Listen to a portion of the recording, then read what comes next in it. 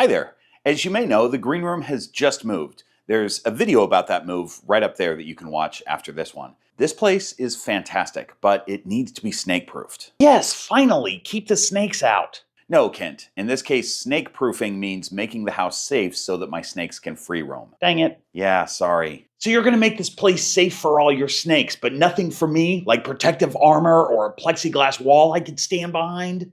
Right. I'm not providing any of that for you. Dang it. My snakes knew the old green room really well, and the ones who free roamed regularly knew where they wanted to be, and they had patterns of where I could predict that they're going to go. Now that we're in the new green room, they have to relearn everything and figure out where they want to be, which makes their movements very unpredictable. I don't know where they're going to go, so I need to keep a close eye on any free roaming snakes for a while, but more importantly, I need to eliminate any dangers and shore up any areas that I don't want them to be in. Here's how I'm going to do it. The first thing I did before I even moved anything in is I came in here when the place was empty and I got down on floor level and I looked all around the place for any potential holes or any problem areas. So that's looking under cupboards, looking at all the baseboards, even in rooms that I don't plan on the snakes being in, like the bathroom. Normally, if I have snakes out, I'm going to close the bathroom door because I don't want them to get in there. But you never know, I could forget. So I need to plan for snake safety anywhere they could possibly go. And it's much easier to do that first step if you do it before anything is moved in. Now, once I've moved in, I want to make sure that there's nothing that they can get into and hurt themselves. So any kind of chemical, any ant killer or ant traps that you have laying around, stuff like that, open paint cans, anything like that. Also objects that they can hurt themselves on. So if you collect swords, you might not have a display on the wall that they can get to.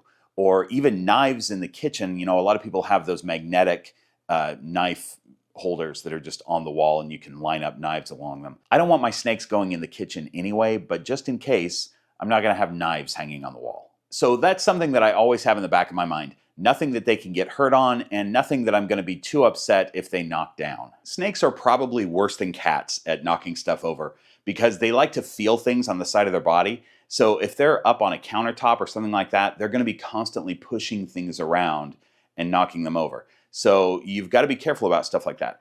Which brings me to this plant stand. I bought this to be a sort of a station for snakes to crawl around on, but I kind of want to have plants on it too.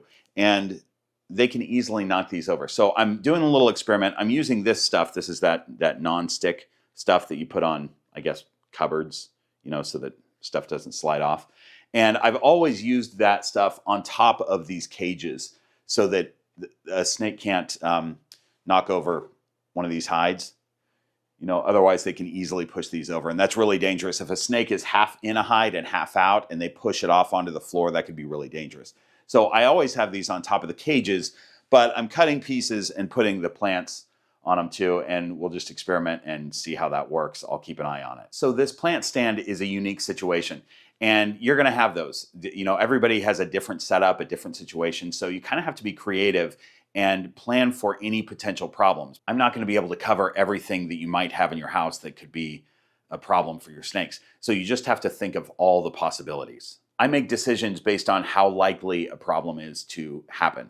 So for instance, on this plant stand, my super dwarves crawling around, they're probably going to be okay. Did you just yawn, you sleepy girl? My super dwarf reticulated pythons are probably going to be okay crawling across this and not knocking plants over. Maya, my larger black-headed python, might still be able to shift these plants around even with this stuff on there. So I'm just going to have to keep an eye on it. I've got this place relatively safe for supervised free roaming at this point. But now that all my stuff is moved in, there are definitely some areas that I don't want snakes to go in that I need to shore up. Not because it's dangerous, but because if I have to get to a snake, it's going to be a problem. For instance, behind these cages, I don't want to have to move this entire stack of cages because a ball python tried to curl up in the back corner there. We'll get back to that issue in just a moment, but let me tell you about some of the reactions that my snakes have had to the move. I brought Max out, not because he's a free-roaming snake yet, but he just shed last night, and man, he's looking super handsome. So that's why he's out. Anyway, we're also scrolling the horde of keepers over on Patreon. These are the people that support the channel, who I really appreciate because they keep this channel going.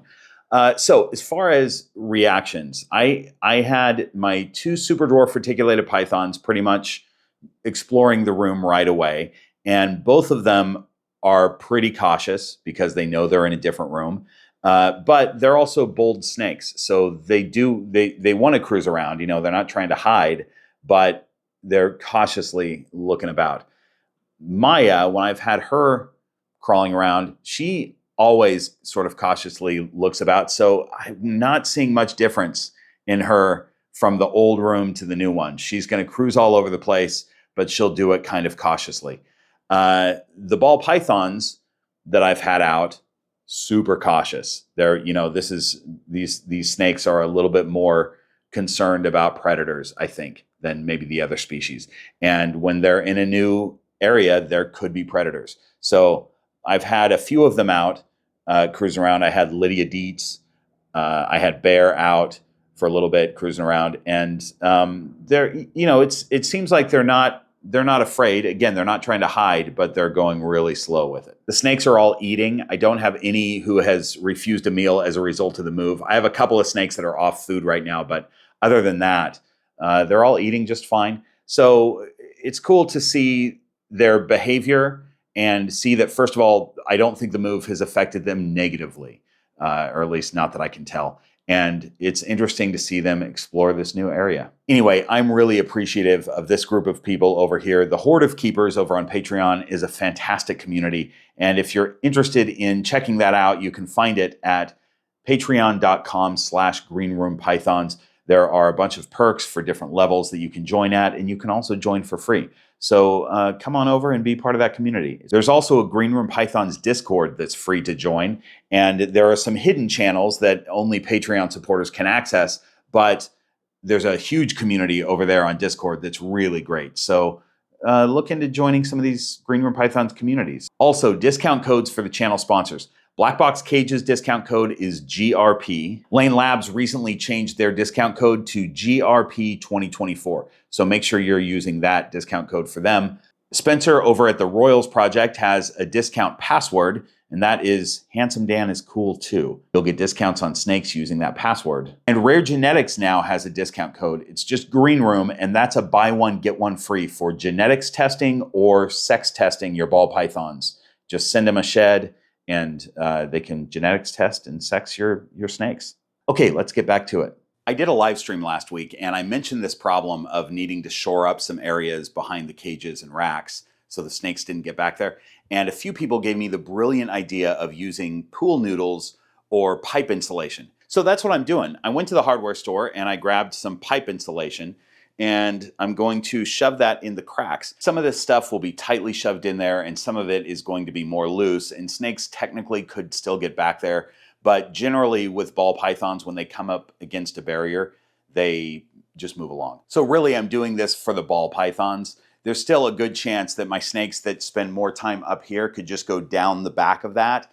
But my reticulated pythons and my black-headed python are not looking for places to curl up and go to sleep. If they go back there, they're going to come back out. So it's not that big of a deal. So the point is that for someone like Kata, who is just looking for a dark place to curl up, I'd like to give her the option of going under the couch or some of the other furniture, or maybe into one of the black box hides that I'm going to have around the room. It's going to be much easier to gather her up if I need to put her back in her cage. Right, young lady? You're in shed. Let's put you back. You're all pink. So basically, I have restricted access areas where only snakes with certain clearance credentials can go. So Maya, for example, full clearance credentials. She comes out of any place that she wanders into. She's always moving. I'm going to see her again pretty quickly if she goes behind those cages. Echo and Stella, my super dwarf reticulated pythons, reluctant clearance credentials. They usually come right back out, but they're sneaky sometimes. Now, Damara, who likes to find a corner to curl up and fall asleep for a day or two, restricted access. Kent, have you figured out a new place for Kent's corner? I'll just do it over there in that corner. You know, we haven't had a Kent's corner for a while, so I'm actually looking forward to this one. Okay, here we go. Welcome to Kent's corner. This is literally the corner of the house. Jiminy snake. No, we'll do it somewhere else. Hi, welcome to Kent's bathtub. Is that weird? It seems weird. I think we'll do it somewhere else. Hang on. Oh, man.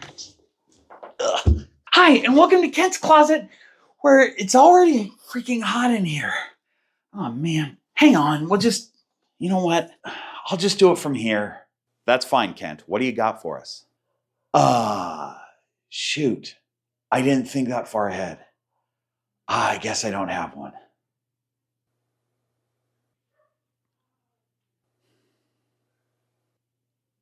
Thanks, Kent. Yep. Now that the room is safe for free roaming, I can have some snakes out. But it's not a free-for-all. I'm still going to keep an eye on them. I think a lot of people think that I just open snakes' cages in the morning and let them go and find them in the evening later, I guess. That is not what happens.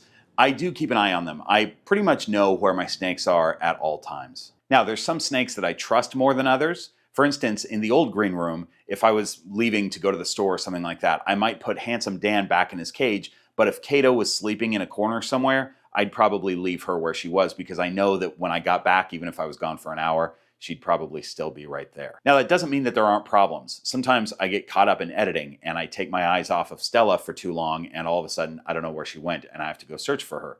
Or I decide that I'm going to trust Lucille when I go out for a little bit, and when I come back, she's not in the place that I left her and I've got to go searching for her. But the point is, no matter where the snakes are in the room, they're going to be safe. I just have to find them. Can you do me a favor and not wreck that plant? Do you like that plant? Is that cool? What if you just go back in your cage? Look at this. Look at, I'm going to show you something. This is very important. Look at how look where your cage is. Look at that. From right there, you can just get there. Isn't that cool? Now, there's probably some other things that I'm going to find as I watch the snakes roam around the green room, some things that I need to fix. But I want to hear from you. What are some special circumstances that you have in your house? Maybe you have other animals. That's a common one that I don't have to deal with. But maybe you've got other animals that you need to make sure your snakes don't meet. Or maybe you have big gaps under your door and you've got to shore up those gaps so snakes don't crawl under things. Let me know what you got. I want to hear it in the comments. I'm going to put you back in. Here we go. We're going to move that. There we go. Good job, young lady. Thanks for watching. I'll see you next week.